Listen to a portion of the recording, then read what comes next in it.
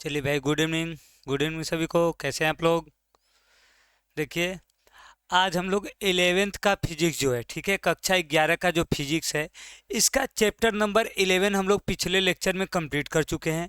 Chapter number 11 क्या किए हम लोग? पिछले लेक्चर में कंप्लीट कर चुके हैं। ठीक है, जो है द्रव्य का तापीय प्रसार। द्रव्य का तापीय प्रसार है चैप्टर नंबर 11, इसको हम लोग कंप्लीट कर चुके हैं।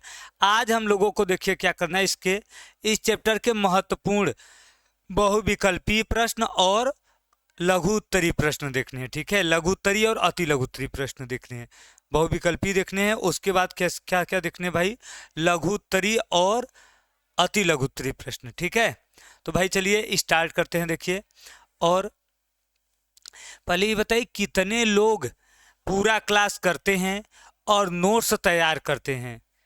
जल्दी इस कमेंट में बताइए, कितने लोग भाई नोट्स पूरा बनाते हैं अच्छे से और रेगुलर क्लास करने वाले हैं कितने लोग? देखिए भाई, रेगुलर क्लास करेंगे तभी समझ में आएगा।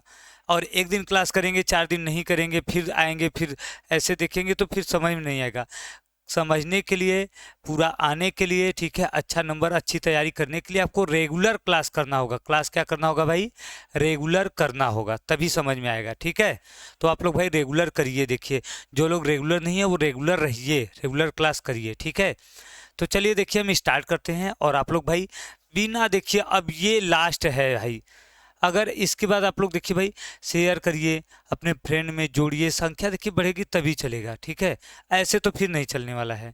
ऐसे बताइए, अभी आप लोगों के लिए पूरा चैप्टर, जब 2 चैप्टर और है, इसके बाद 12 और 13 14, मतलब 3 चैप्टर वो कंप्लीट हो जाएगा 1 महीने में। फिर आपको इंपॉर्टेंट क्वेश्चन देने वाले हैं, गेस पेपर सॉल्व करवाने वाले हैं। ठीक है, इंपॉर्टेंट क्वेश्चन, न्यूमेरिकल सब बताने वाले हैं। तो कैसे बताएंगे? ऐसे तो बता नहीं सकते हैं। इस हिसाब से चलेगा तब तो चलने वाला नहीं है भाई। आपको केवल शेयर लाइक करना, ये आप नहीं कर पा रहे हैं, तो बताइए फिर कैसे चलेगा ऐसे? ठीक है, तो चलिए देखिए, आप लोग शेयर लाइक कर दीजिए। हम स्टार्ट करते हैं आज का क्वेश्चन। देखिए क्या है। ठीक है, तो देखिए पहला जो क्वेश्चन है भाई, ताप जो सेल्सियस और फ़ारेनहाइट पैमाने पर समान पाठ देता है वह क्या है? देखिए, ऐसा ताप जो सेल्सियस में भी हो और फ़ारेनहाइट में भी हो, दोनों पे एक बराबर हो, वह क्या होता है भाई? सेल्सियस और फ़ारेनहाइट दोनों में बराबर होता है, वह ताप क्या होता है बताइए? जल्दी बताइए।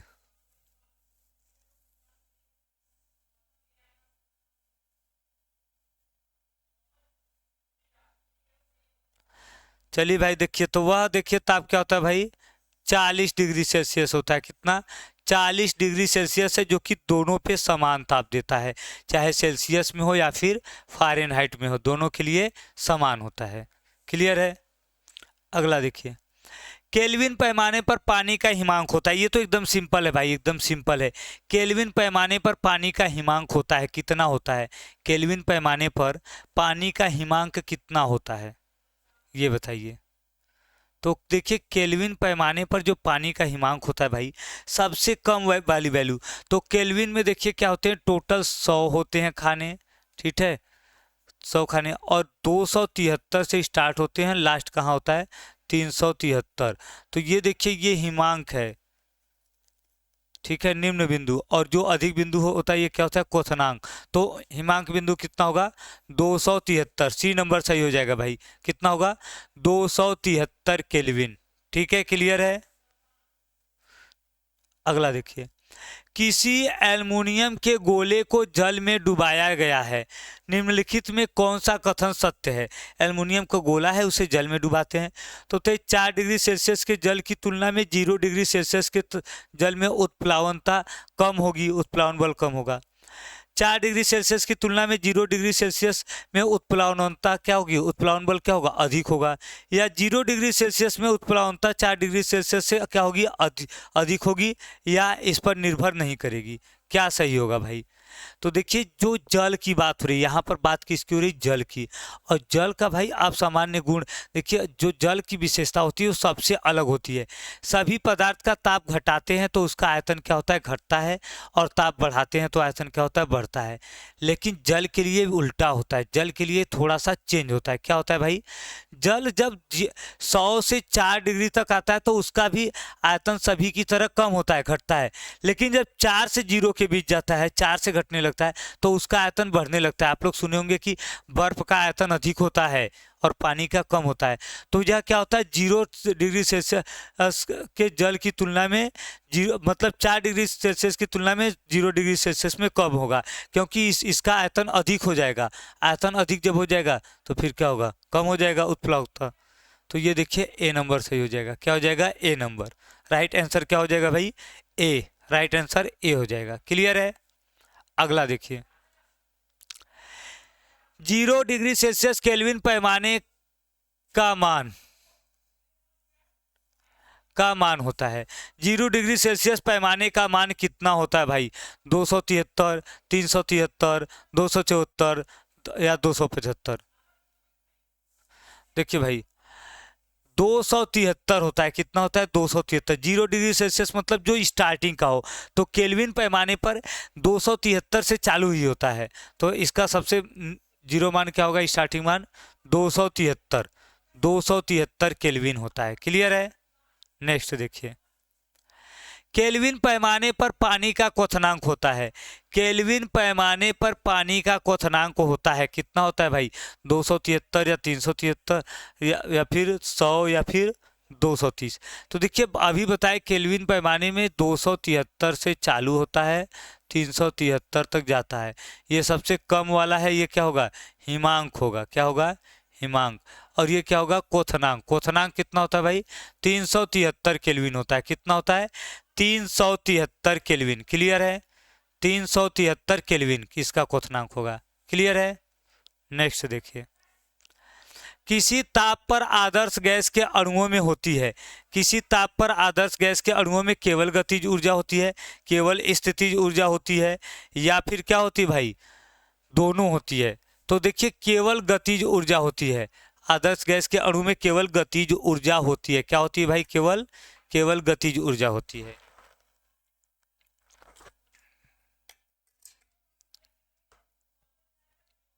ठीक है। नेक्स्ट देखिए, किसी पदार्थ को गुप्त उष्मा देने पर गतिज ऊर्जा बढ़ती है, गतिज ऊर्जा घटती है, गतिज ऊर्जा कम हो जाती है। दोनों प्रकार की ऊर्जाएं प्रभावित होती है। क्या होगा भाई, क्या होगा, देखिए स्थितिज ऊर्जा का मान क्या होगा, बढ़ेगा। स्थितिज ऊर्जा क्या होती है, बढ़ती है। जब किसी पदार्थ को गुप्त उष्मा देते हैं तो उसकी जो स्थिति होती है, उष्मा पाकर क्या होती है, उसकी ऊर्जा बढ़ जाएगी। तो स्थितिज ऊर्जा क्या होती है भाई, उसकी गुप्त उष्मा देते हैं तो मतलब वो स्थिति अपना बनाए रखता है। ठीक है। क्लियर है। अब देखिए आ गया भाई, अब सब्जेक्टिव क्वेश्चन। ऑब्जेक्टिव खत्म हो गया। सब्जेक्टिव क्वेश्चन के लिए पहले एक बार सभी लोग लाइक करो, लाइक और शेयर करो भाई। सब्जेक्टिव क्वेश्चन चलने जा रहा है। देखिए ऑब्जेक्टिव आपका कंप्लीट हो गया। ठीक है, 7 आपके इंपॉर्टेंट थे इसमें। इसमें ज़्यादा इंपॉर्टेंट ऑब्जेक्टिव नहीं है, सब्जेक्टिव है और न्यूमेरिकल है। तो भाई सभी लोग एक बार भाई लाइक कर दो और शेयर कर दो। ठीक है, सब्जेक्टिव क्वेश्चन हम स्टार्ट करते हैं। देखिए पहला जो आपका क्वेश्चन है सब्जेक्टिव, रेखीय प्रसार गुणांक का मात्रक क्या है। रेखीय प्रसार गुणांक का मात्रक क्या है भाई। देखिए रेखीय प्रसार गुणांक हो या कोई भी प्रसार गुणांक, जो प्रसार गुणांक, ताप प्रसार गुणांक जो होता है, इसका मात्रक क्या होता है, देखिए प्रति डिग्री सेल्सियस। ठीक है, मतलब इसको हम लिख सकते हैं डिग्री सेल्सियस इनवर्स। ठीक है, ये इसका हो गया भाई मात्रक। प्रति डिग्री सेल्सियस, कोई भी हो प्रति डिग्री सेल्सियस होता है। क्लियर है, ये क्लियर है। क्यों होता है, देखिए भाई, क्योंकि देखिए जो रेखीय प्रसार गुणांक होता है, रेखीय प्रसार गुणांक देखिए क्या होता है भाई, यल अपान, देखिए क्या होता है भाई, डेल्टा यल। डेल्टा एल अपान यल डेल्टा टी। ठीक है, तो यल से एल कट जाएगा, बचेगा टी केवल ताप, मतलब डिग्री सेल्सियस इनवर्स। अगला देखिए, क्षेत्रीय प्रसार गुणांक का सूत्र लिखिए भाई। क्षेत्रीय प्रसार गुणांक देखिए जो सिग्मा होता है भाई, क्षेत्रीय प्रसार गुणांक क्या होगा भाई? देखिए सिग्मा इज इक्वल, देखिए delta A upon A delta T. ठीक है, मतलब जो क्षेत्रफल में वृद्धि हुई है बटे प्रारंभिक क्षेत्रफल इंटू ताप में वृद्धि, ये हो गया क्षेत्रीय प्रसार गुणांक। ठीक है, मात्रक देखिए सेम रहेगा, देखिए क्षेत्रफल क्षेत्रफल कट जाएगा, बचेगा केवल ताप, मतलब डिग्री सेल्सियस इनवर्स। मात्रक सबका चाहे रेखीय प्रसार गुणांक हो, क्षेत्रीय प्रसार गुणांक हो, आयतन प्रसार गुणांक हो, मात्रक सबका सेम होगा भाई, मात्रक में कोई परिवर्तन नहीं होता है। क्लियर है? नेक्स्ट देखिए, पानी का विशिष्ट उष्मा, पानी की विशिष्ट उष्मा का मान होता है,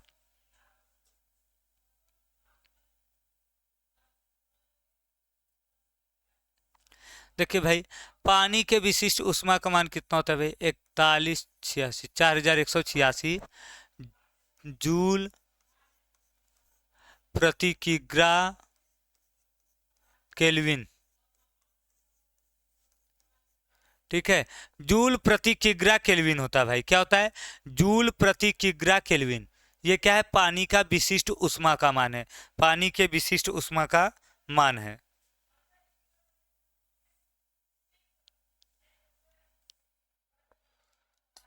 अगला देखिए, विशिष्ट उष्मा का मात्रक लिखिए। विशिष्ट उष्मा का मात्रक देखिए ये भी है, देखिए एक तो ये भी है, देखिए एक ये भी मिल जाएगा हमें, जूल प्रति किग्रा केल्विन। देखिए एक तो रहेगा, देखिए जूल प्रति किग्रा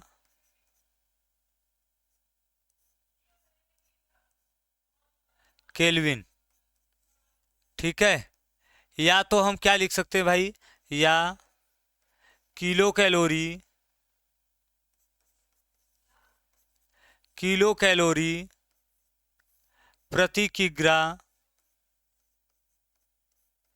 डिग्री सेल्सियस। ठीक है, किलो कैलोरी प्रति किग्रा डिग्री सेल्सियस, ये दोनों क्या है? विशिष्ट उष्मा के मात्रक है। देखिए एक तो अभी यहाँ पे लिखे ही थे एक, और एक आपका ये भी हो गया, दोनों हो गए। अगला देखिए क्या है, विशिष्ट उष्मा का बीमी सूत्र क्या है? विशिष्ट उष्मा का बीमी सूत्र देखिए भाई क्या है? विशिष्ट उष्मा का बीमी सूत्र आप लोग बताइए।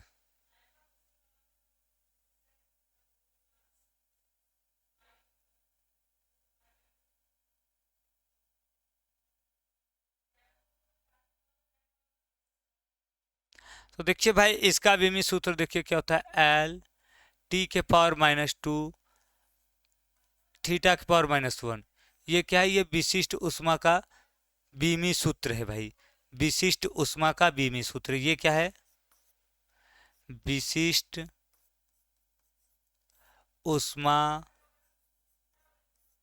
का बीमी सूत्र, विशिष्ट उष्मा का क्या है भाई? बीमी सूत्र है। क्लियर है? नेक्स्ट देखिए, आदर्श गैस समीकरण क्या है? आदर्श गैस समीकरण को स्थापित कीजिए। आदर्श गैस समीकरण क्या है? आदर्श गैस समीकरण को क्या करिए भाई? स्थापित कीजिए। तो पहले तो देखिए आदर्श गैस समीकरण क्या है ये बताना है हमको। आदर्श गैस समीकरण क्या है? वह समीकरण जो, ठीक है, गैस की विभिन्न स्थितियों के लिए, विभिन्न ताप और दाब के लिए गैस के क्या करता है? गैस के सभी नियम का पालन करता है। देखिए वह समीकरण, वह गैस समीकरण जो ताप दाब की विभिन्न परिस्थितियों में, विभिन्न परिस्थितियों में, परिस्थितियों में गैस के सभी नियम का पालन करता है, पालन करता है।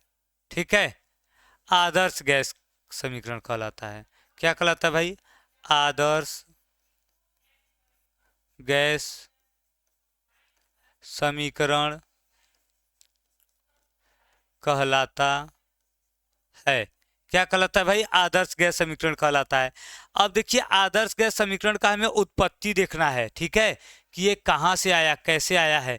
आदर्श गैस समीकरण तो हो गया कि वह समीकरण, वह गैस समीकरण जो ताप और दाब की स्थिति में, कि विभिन्न स्थितियों में गैस के सभी नियम का सदैव पालन करता है, वो क्या कहलाता है? आदर्श गैस समीकरण कहलाता है। अब देखिए, इसका उत्पत्ति जब देखेंगे तो हम लिखेंगे कि हम जानते हैं, क्या लिखेंगे भाई? हम जानते हैं। क्या जानते हैं भाई? देखिए, बायल के नियम से, बायल के नियम से क्या रहेगा भाई? देखिए, भी प्रोपोर्शनल टी 1/p रहेगा। ठीक है, ये क्या होगा? स्थिर ताप व मोल पर। ठीक है, और देखिए चार्ल्स का नियम क्या रहेगा भाई? चार्ल्स के नियम से, चार्ल्स का नियम देखिए क्या रहेगा भाई? भी प्रोपोर्शनलिटी टी होता है, वो भी कब होता है? देखिए स्थिर, यहाँ पे भाई ये देखिए स्थिर रहेगा, स्थिर दाब पर। और देखिए क्या रहेगा भाई? देखिए अवगाद्रो नियम से, अवगाद्रो नियम से, अवगाद्रो के देखिए नियम से क्या है भाई? अवगाद्रो के नियम से देखिए, भी प्रोपोर्शनलिटी क्या होता है? यन, स्थिर ताप व दाब पर, स्थिर ताप और दाब पर।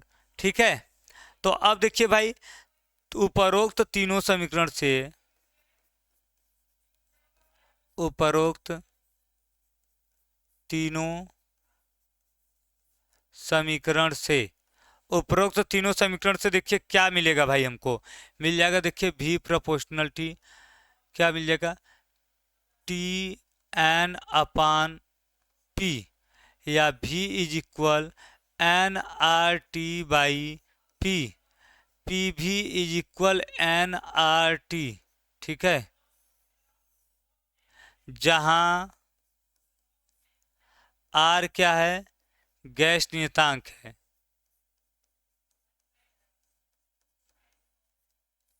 आर गैस नियतांक है, यन क्या है? मोलों की संख्या है।